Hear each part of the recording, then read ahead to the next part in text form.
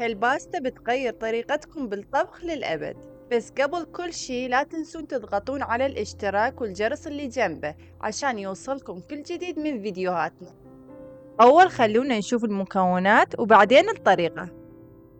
نحتاج 3 حبات ثوم مفروم، وللبهارات فلفل أسود ملح وبابريكا، وطبعا تقدرون تزيدون أو تغيرون البهارات على ذوقكم. و3 ملاعق بقدونس مفروم، ونص صدر دجاج مقطع، وكوب طماطم كرزية، وحوالي 300 جرام باستا تكفي ل3 أشخاص.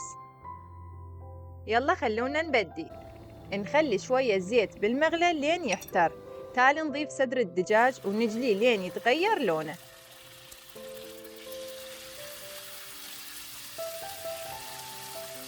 أحب أعرف أنتم من أي بلد تتابعون أو شنو أكلتكم المفضلة، كتبولي بالتعليقات. الآن نضيف البهارات ونقلبه لين يتحمر بالتمام. لا تستعجلون على الدجاج، نبي ياخذ لون ويتحمر زين، لأن هالخطوة تعطي الباستا طعم خرافي.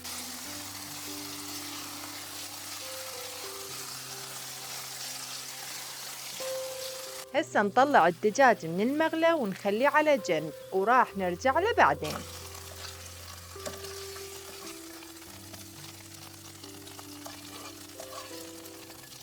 بنفس المغلى نحط طماطم كرزية ونحرك المغلى شوي عشان تتغطى كلها بالزيت.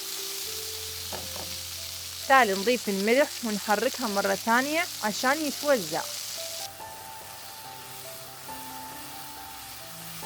نغطي المغلى ونخليه شوي لين تلين الطماطم. وبهالفاصل نجيب لنا قدر ثاني ترسه ماي ونخليه على نار لين يغلي. مثل ما تشوفون الطماطم بدت تلين. الآن نضيف الثوم ونضيف فوقه شوية زيت، ونخلي الثوم يتحمر عشان تطلع ريحته، وتالي نخلط الكل.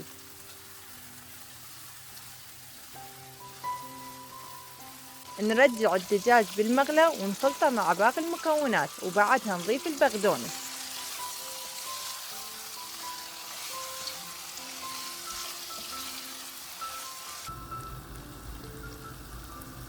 حبايبي، هذا أول فيديو طويل إلي بالقناة، وبتكون فرحتي كبيرة إذا دعمتوني باللايك والاشتراك، وإذا عجبكم الفيديو ارسلوا لأصدقائكم.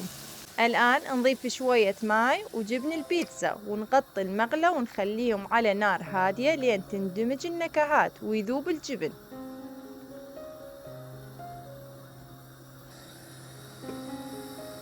بعدين نروح للباستا. نحط الباستا بالماء المغلي ونضيفه شوية ملح وزيت ونخليها لين تستوي. أنا دايما أضيف شوية زيت للباستا عشان لا يلزق شي بشي، وبالنهاية من استوت نبزلها. نضيف الباستا بالمغلى ونخلطها بهدوء مع باقي المكونات. وهنا الباستا تاخذ كل هالنكهات مع بعض. وشوفوا النتيجة، شكلها يشهي وطعمها أكيد أطيب. أنصحكم تجربونها وصدقوني راح تحبونها، وبالعافية عليكم.